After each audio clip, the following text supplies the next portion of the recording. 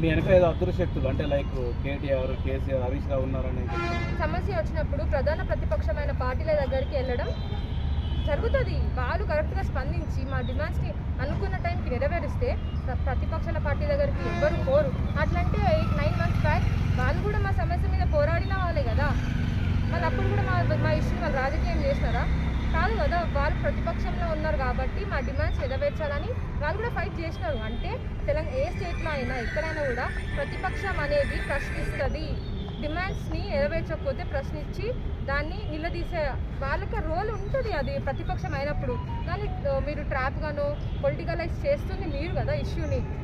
మీ మామూలు నిర్వహణ దీక్షలు చేస్తే దాన్ని ఆర్టిఫిషియల్ ఉద్యమాలు అని అంటున్నారు. మీరు ఎప్పుడన్నా హార్ట్ఫుల్గా ఒక్క పనైనా చేసిరా? ఆర్టిఫిషియల్ అని చెప్పి స్టూడెంట్స్ మనోభావాలను కించపరిచే విధంగా మాట్లాడడం ఎంత మటుకు కరెక్ట్ కాదు కదా. వాళ్ళు ఎందుకు అట్లా అవుతున్నారు? అసలు వాళ్ళని పిలిచి కదా మాట్లాడాలి. రేపటి నుంచి డిఎస్సి హాల్ టికెట్ కూడా పెడుతున్నారు. రేపు గ్రూప్ 2 ఇవన్నీ వెంటనే పరీక్షలు పెట్టి తీరుతామంటున్నారు. అంటే ఇంకా హోప్స్ ఉన్నాయా మీకు?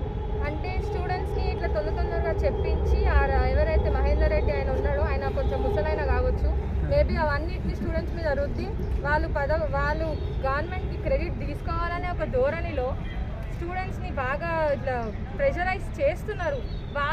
ఇప్పటికీ కూడా వాళ్ళు ఇప్పుడు ఆయన రిటైర్మెంట్ అయిపోతాడేమో, వయసు అయిపోతుంది డిసెంబర్ 9 వరకు మేము